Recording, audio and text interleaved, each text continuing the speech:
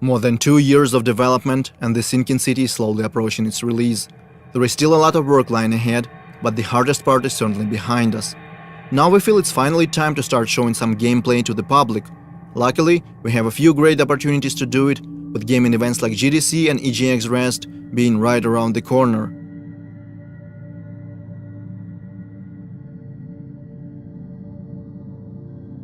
Making a demo is always a challenge, we know that by now. Our goal is to show as much diversity as possible, diversity of our gameplay features and cultural aspects as well. For these purposes, and also to introduce and explain our mechanics, we are creating a completely new quest line. So let's jump back to November when our work began. Our narration team comes up with a story of a missing person. Depends on the kind of job that you're offering. My husband, Harry Evans, has disappeared. It ties together our gameplay features as well as that Lovecraftian lore. At the same time, our concept artists and level modelers start working on the gameplay area. The quest is designed to take the player across different city districts: Rich, Poor, the Harbor Zone and the others. At first, the plan was to put together a small separate map just for GDC, but we quickly realized we didn't want to make something we would never use in the future. So we agreed that the quest should take place in the actual city.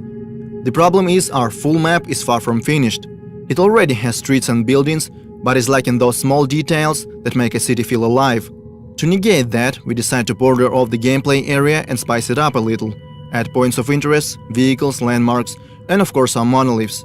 So now we have a more or less finished and polished part of the map that we can use in our final product. Things are going smoothly. Obviously, different bugs and glitches keep popping up like crazy. Sometimes the hero wears two hats, sometimes a floating object stop being floaty, and don't get me started on strange collisions. But we always manage to fix them in no time. However, there is one big problem that we have struggled to sort out for months: lighting. In our previous demo we used static light maps and baked them into the textures. That was a difficult and resource-draining process, so in our game we eventually decided to switch to dynamic lighting. It works great, yet we still cannot pinpoint the right tone and colors that we want to use in the sinking city. To solve that problem, we reach out to professional photo artists in Kiev. They help our team find the right color scheme, inspired by the works of Caspar David Friedrich, James McNeill Whistler, Gregory Crutzen, and other prominent masters in their fields. Also, during our numerous playtests, we realized something. Our quest line is intriguing, but very linear. And that's not something you'd expect from the developers that keep hyping up their quote-unquote strong and non-linear storytelling.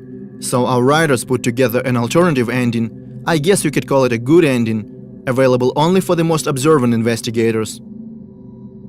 There is something else that requires a lot of effort to produce. Our intro cutscene is supposed to be the very first thing that people will see. Obviously, we want to make it look impressive and true to our source of inspiration, Lovecraft. Our cinematic artists decide to start the cutscene in the water, slowly emerging to show the city. The sea and its destructive influence are one of the main themes in our game, and these first few seconds felt fitting, they felt right. There is a whole lot of work being done in the meantime. Our animation specialists are working on making those characters and objects move realistically. The localization team is searching for the right actors to voice our characters. The sound designers and the combat unit are busy as well. After several months of work, the demo is ready. All that's left to do is spend countless and countless hours creating and practicing the presentation. We know the importance of the first impressions. They can be make it or break it kind of deal. We might find thousands of new fans or go completely unnoticed. And it's really tempting to fall in the trap of overpromise just to gain short-term attention.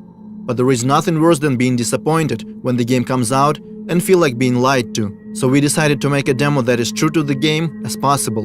And now we want to see what will be the people's reaction.